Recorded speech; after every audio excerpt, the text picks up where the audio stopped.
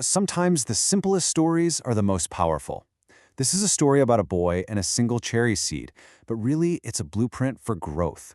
We're going to dive into how this one small act shows us some big truths about patience, resilience, and what luck really is. It all kicks off with a really simple question from a 6-year-old kid named Rakesh. He's just finished eating some cherries, holds up the very last seed, and asks his grandfather, "Is this lucky?" And that innocent question, right there, is the spark for this entire journey. And here's his grandfather's answer. I mean, what a piece of wisdom, right? He immediately changes the whole idea of luck. It's not something you just have, it's something you have to do something with. And that one thought, it sets the stage for everything that's about to happen. So, with that little nugget of wisdom in mind, the journey begins. Let's see how our guy, Rakesh, actually puts it into practice. So picture this. You've got Rakesh, he's 6 years old, walking home from the market. The cherries he's munching on are a huge treat because they come all the way from the Kashmir Valley. Why?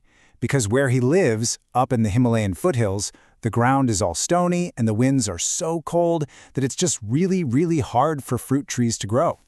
It's this little pop of sweetness in a pretty tough world. So, after that whole chat about luck, Rakesh asks a really practical question. So, what do I do with the seed? And the answer couldn't be simpler or more powerful. Plant it. And just like that, an idea takes root.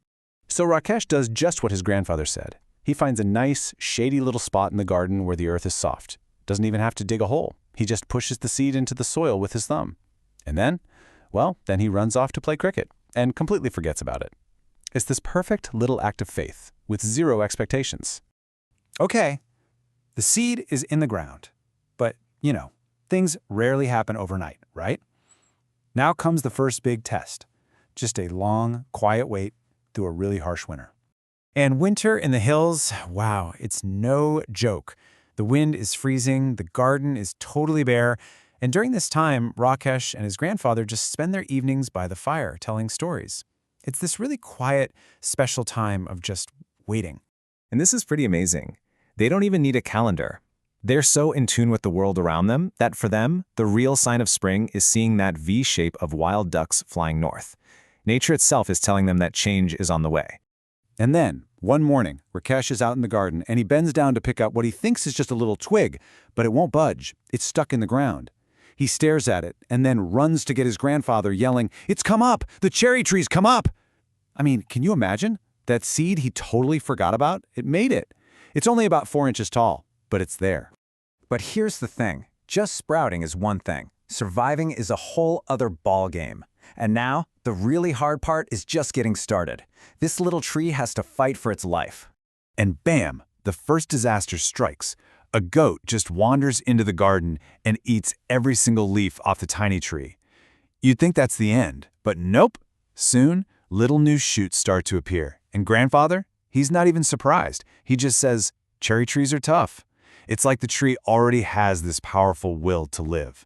So the tree is just starting to bounce back. And then another threat appears. And this one's a lot worse. It's a woman cutting grass for her animals, and she's just swinging her scythe everywhere.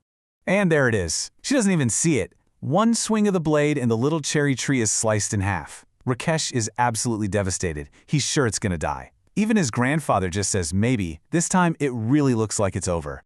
But you won't believe it. This little tree just refuses to give up. Again, it sends out new shoots, new leaves. And this time, when a new danger shows up, this hungry caterpillar, Rakesh is ready. He spots it and gets it off of there right away. This is where things shift. He isn't just a bystander anymore. He's its protector now. Okay, and this next part, this is really the heart of the whole story. It stops being just about a tree and becomes about two lives growing together, side by side. So as the years tick by, this really beautiful thing starts to happen. You see Rakesh growing up. He's not a little kid anymore, he's the sturdy 9-year-old. And right there with him, that little tree is doing the exact same thing. From a tiny twig, it's growing stronger and taller right alongside him. And that number, 4, it's a huge deal. Because on Rakesh's 9th birthday, that tree is 4 years old. And for the very first time, they're the same height. It's this incredible moment. Like they finally caught up to each other after all that struggle. So all that waiting, all that protecting, all that resilience, it's all been building to this. It's time for the payoff. And then it happens. The tree just explodes with these beautiful, pale pink flowers. Bees and birds are everywhere, and that summer, it produces its very first cherries. Rakesh tries one and immediately spits it out. It's super sour. But honestly, who cares? The tree did it. The cycle is complete. And look at this. It's just perfect. The very tree that they took care of is now taking care of them. Grandfather finds this perfect shady spot to rest. It's all come full circle. The creation is now comforting the creators. So Rakesh is just lying there on the grass, looking up through the leaves, feeling the smooth bark, and it all kind of washes over him.